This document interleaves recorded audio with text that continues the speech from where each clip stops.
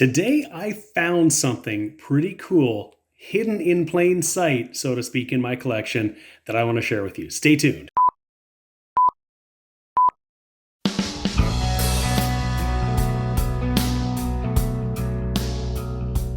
Hey everybody, I'm just looking through some of my coins. Every once in a while, I'll go through the coins that I've set aside.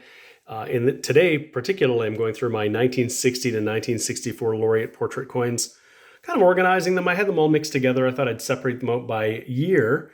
And the other thing that I was going to do today, or that I am doing, was just checking under the scope all of my coins for varieties, particularly the 1962. There are a lot of varieties you can look for. I've got the Coins in Canada website here, and they list some of the major varieties.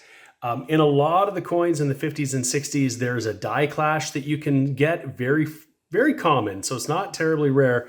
And I've already found three looking through my 1962s. They're the hanging two variety. I've got one here under the scope, and you can really easily see the die clash here. This is basically the impression from the other die of the Queen's chin. It's right here that's basically been impressed on the die on the opposite side, and it has left an impression on the coin. So I found three of those, which are really cool.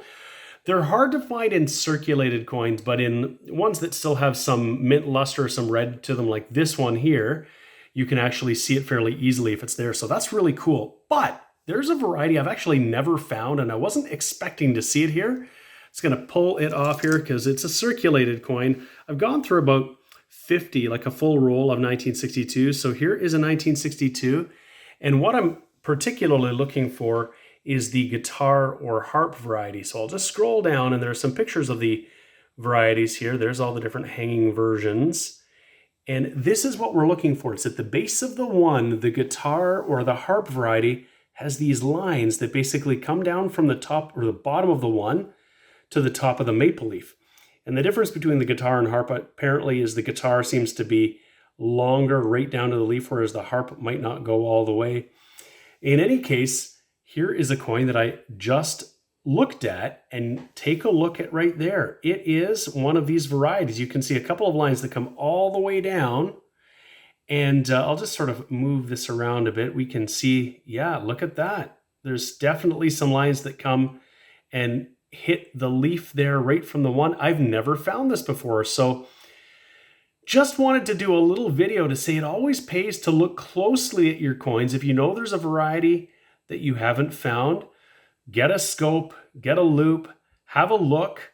You never know. I've had this coin, I have no idea how long I've had this coin, and for whatever reason, when I got it, I didn't scope it, I didn't look at it. I usually do, but I would have missed this particular variety, and it's not one that you can easily see from the naked eye. So here it is. If I looked really carefully, perhaps I'd see a little something, but under the scope, boom, it's very easy to see. It's right there. So I'm going to flip this one up like I've done with the other ones and add this to my collection as the 1962 guitar or harp variety. That's pretty awesome. So I went through another couple rolls of early 60s laureate portrait coins and went through all the 62s in there. Ended up finding some more die varieties, including a couple more 62s. I got another 1964. This is on top of the die varieties that I've found as I scope the coins when I do my hunts. So these were ones that were somehow overlooked or possibly were rolled up before I was looking carefully at these coins. So in my opinion, it really does pay to go back occasionally and check through the coins, and particularly if new varieties are found, things that we weren't maybe as aware of. You might have some of those coins in your collection and not even know it, which was the case for me. This 1962 harp is a variety I've been aware of for a long time. I've checked, I thought I had checked all of them, and yet I had one in my collection perhaps this entire time. And so I flipped it up. I will display this proudly. If I found one in mint condition, that would be incredible too. But for now, this is pretty awesome. I'm pretty pleased. If you've enjoyed this video looking at some coins for some errors and varieties, looking back in my collection, please give the video a like. That's probably the best thing you can do to help the channel, and I'd really appreciate it. And if you haven't already subscribed to my channel, Coinrollhunter, Please consider doing that right now. I really appreciate it. It's easy. Just click the button. You'll be notified when my new videos come out. I have videos coming out all the time. Thank you so much, everybody, for watching. I always appreciate it. We'll see you again next time. The sponsors of today's video are Lighthouse Canada and the Charlton Press.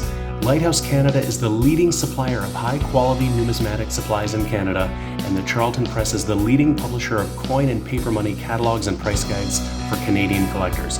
Go check out their online stores today and use the exclusive discount code CRH20 for 20% off all your purchases.